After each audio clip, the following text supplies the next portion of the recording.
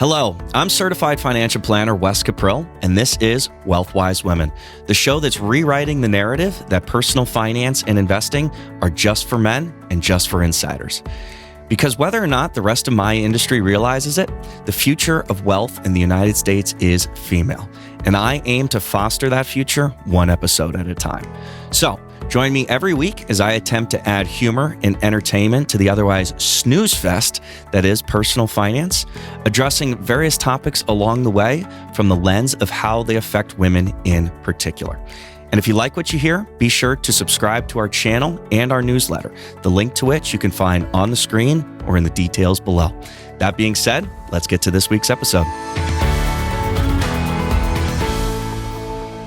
Hello there, and welcome back to another episode of the Wealth Wise Women podcast. Today, I want to talk about the topic of spring cleaning. Yes, I realize it's already halfway through spring, but I don't think it's ever too late to talk about this topic. Now, I'm not referring to spring cleaning in the clothing sense, though that is certainly a very cathartic experience.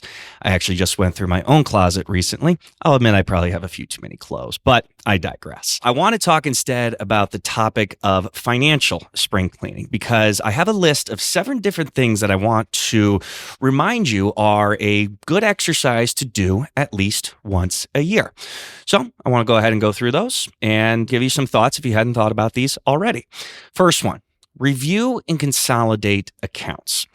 We've been going through annual reviews lately with Money and Clarity's clients, which, quick side note here, if you are an existing client and have not scheduled your annual review, please go ahead and do so. Just shoot me an email and I will send you the link to get on the calendar.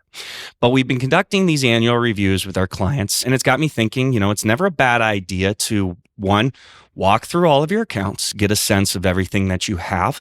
But then also, it may not be a bad idea to look into possible consolidation. Now, there's nothing wrong with having, multiple IRAs or multiple of the same account. It ultimately is what it is. And, when it comes to RMD time, the IRS just looks at your overall account value in various account types. But perhaps for organization purposes, it may not be a bad idea to consider consolidating your accounts. Like if you have multiple IRAs, combine them into one, or if you have a 401k with a company you don't work for anymore, perhaps roll that into an existing IRA that you have. Again, just for organizational purposes. That way you have a good sense of where everything is and how much money you have overall. All right, second thing. Update your beneficiaries and your estate plans. Now, this is very, very important just in general, especially the more assets you have and the older you get. It is crucial that you meet at least on a several years basis, every few years basis with an estate planning attorney. I think a lot of people think that just having a simple will is enough, but the more complex your financial situation, the more necessary it is to have a good estate plan in place. Now, there's one thing here that I think some people don't realize, that account beneficiaries, that is the names you have listed as the beneficiary for, say, your IRA, that supersedes any instructions in a will. So let's say you have a will that says, I want account XYZ to go to my daughter upon my death. But the beneficiary on account XYZ is, say, your son. The account will go to your son when you pass, because who is listed as the beneficiary supersedes who is listed in the will. Now, most of the time they are the same person, but it's very, very crucial that you make sure that all of your wishes line up accordingly. One example where this could become a very sticky situation is in the case of divorce. Let's say you get divorced and you never updated your beneficiaries. You had an IRA that you wanted to go to your kids upon your death, but you never updated the beneficiary who is listed as your ex-spouse. Well, ultimately, your ex-spouse is going to end up getting the money. So it's very, very important that you always check to make sure that your beneficiaries are up to date. So now's a great time to do that if you haven't lately. Next point. Check credit reports and freeze where necessary or needed. I talked last week about the topic of financial fraud and how I myself was the victim of identity theft about a year and a half ago. Thankfully, I had Identity Guard at the time. I have Experian now. I pay for their service. It's only like $25 a month. And I find it very, very useful in keeping me apprised to my credit. And what's also great is that all three credit bureaus, Experian, Equifax, and TransUnion, they enable you to go in and freeze your credit reports with them. You can lift the freeze at any time, and to freeze it with them is absolutely free, but it's a very good way to just go ahead and have the peace of mind knowing that nobody can go out and open new accounts in your name.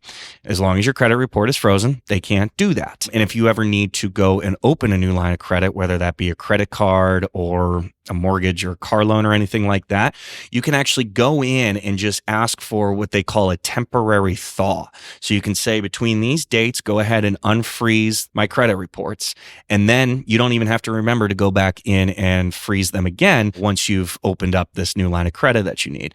Agencies will go ahead and just do that automatically because of the date that you said go ahead and freeze it. When it comes to identity theft, again, it's becoming more and more common.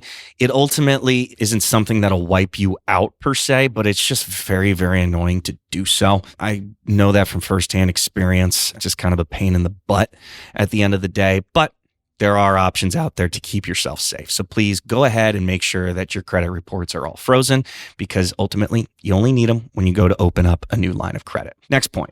Automate your savings and bill payments. Now, I'm not going to name names, but I know of some people who didn't have their bills or certain bills on autopay. And as a result, they were getting notifications, hey, we're about to shut off your power, or hey, your mortgage is like 90 days late. Just make sure that everything's on autopay. It's just an easy way to make sure that you don't forget to pay anything. I think it's the default for most people, but it is always a good thing to keep in mind. Do I have everything set up? Plus, if you go back and check on all of these things, you can get an understanding of how much is going out the door. I mean, you might be like, why am I paying for all of these different things? Because it goes along with another point that I have here. Audit your subscriptions and recurring expenses. I'm guilty of this. I think everybody's guilty of this, where you open up different subscriptions and then you ultimately find out, I don't use that all that much anymore. But you don't know about it if all of these things are on autopay. So it's good to always go in every now and then, run through your expenses. You don't need to do a huge analysis if you have a good grasp on your expenses, but just go, maybe I'm not using that anymore, and go ahead and shut it off. Next point. This one is a big topic of conversation right now, given all of the volatility, and it does require a bit more of an in-depth conversation than just a quick thought. But here's the point. Rebalance your investment portfolio. With the volatility, I've gotten a lot of questions of should we rebalance to safer investment objectives? Ultimately, my answer has been no, because so let's say you're in a 75% stock, 25% bond mix at the moment. Because of the recent volatility, you would have seen declines in your portfolio value. If you then switch your investment mix to say 50-50, you're locking in those declines and you're preventing yourself from recovering as quickly. So certainly during periods of turbulence, it's not a great idea to rebalance your investment portfolio. But let's say you haven't thought about it lately and you're realizing, okay, I'm not that far from retirement. Now's the time to go ahead and say, okay, does it still make sense to be in the investment mix that I'm in? Somebody who, say, is in their mid 50s and has always been in a very aggressive portfolio mix, say 95% stocks, and they're thinking, I want to retire in the next 5 years. Now's the time to think, okay, maybe I reduce it to 75% stocks or maybe 60% stocks. It all depends on your own objectives and your current financial situation. But again, now is a great time to sit down and think, should I rebalance at the moment? I don't know. And then lastly, set or refresh your financial goals. I mentioned how we're going through annual review time with our clients, and that's exactly what we're doing with them. We're making sure, okay, are your goals still the same?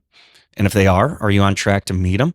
Has anything changed in your existing situation? A lot of people in retirement, they have new grandkids, so they want to start saving for their education in the future. So that changes their overall investment objectives. So now is a great time to sit down and go, all right, am I still thinking the same way that I did 1 year ago, 5 years ago? Do I still have the same outlook on, the next 5 years of life? Do I have the same outlook of what my retirement, how I want that to look exactly? So hopefully this helps. Again, spring cleaning can be a very cathartic experience. It's good to just always take a look at what you have and where you're going. Just get a sense of everything going out the door, everything coming in, and just, clean up your financial picture. We talk a lot about having a tidy house. Well, have a tidy wallet, essentially. Make sure you know where everything is and make sure everything is in neat order.